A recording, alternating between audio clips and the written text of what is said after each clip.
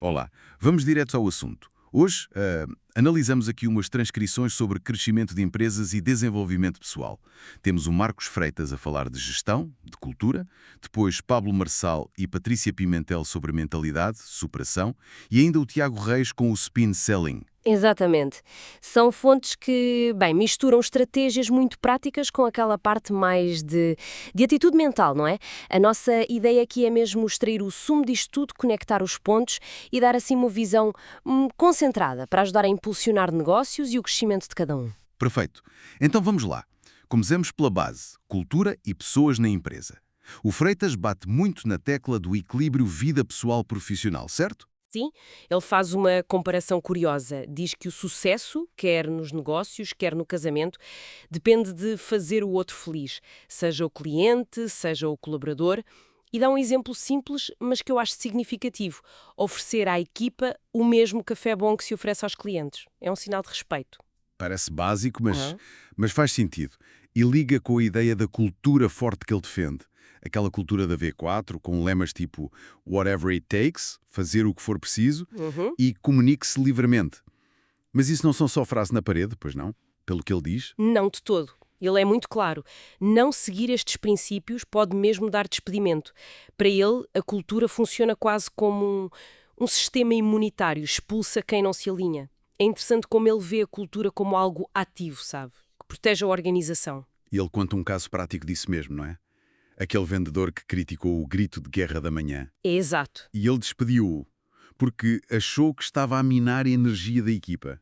Ele chamou isso eliminar um inimigo dentro do barco. É uma postura forte. Sim. E defende a confrontação aberta, sem falsidade corporativa, como ele diz. Uhum. E essa atitude reflete a crítica que ele faz a muitos gestores atuais, que ele chama de frouxos, mais preocupados em serem amados do que em dar direção. Ele quase que vê as empresas como escolas, sabe? Que têm de educar os colaboradores. Tecnicamente, culturalmente e até no comportamento. E a mudança, essa, tem de vir de cima. O dono tem de comunicar a visão. Essa ideia da empresa como escola é interessante. Mas, pegando nisso da mentalidade individual, a Patrícia Pimentel traz outra perspectiva, não é? Focada mais na expansão da mente. É isso. No evento do Marçal, ela fala muito sobre sair da zona de conforto, conectar-se com gente nova, mesmo que seja desconfortável, fazer o que não gosta, como ela diz. E tem aquela frase ótima: não estou errando, estou testando. É uma forma de encarar o erro que ela liga muito àqueles bloqueios de infância, sabe? E a paralisia que isso pode causar nos negócios, principalmente no digital. E ela usa a própria história, né?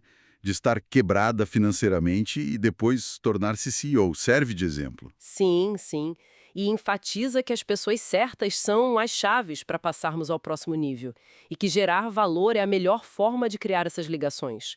Até alerta para não menosprezarmos ninguém, usando exemplos bíblicos e também uma história pessoal sobre ingratidão de um colaborador. E o Marçal, por outro lado, foca muito naquelas decisões difíceis que dão o tal frio na barriga.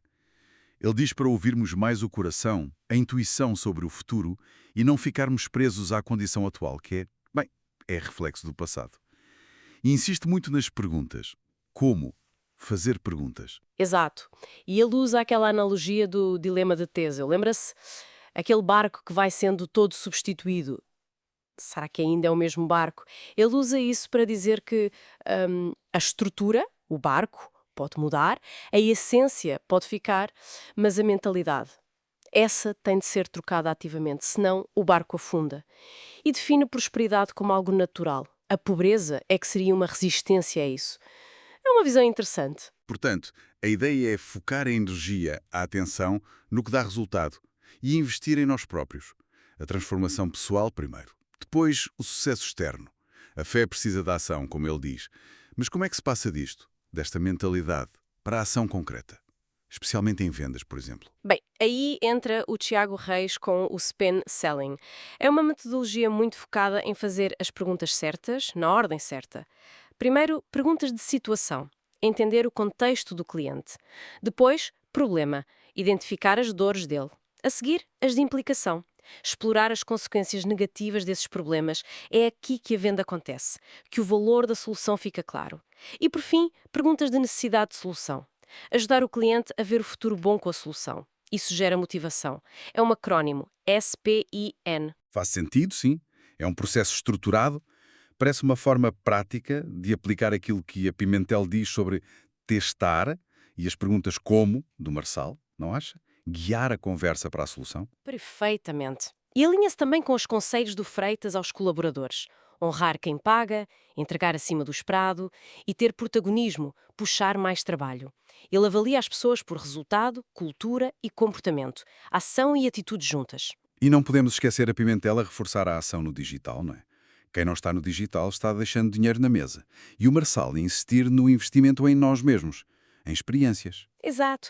Tudo isso é combustível para gerar mais valor depois. Hum. No fundo, quer seja comunicar a visão da empresa, como o Freitas defende, ou testar rápido no digital, como a Pimentel sugere, ou aplicar o spin, como o Reis ensina.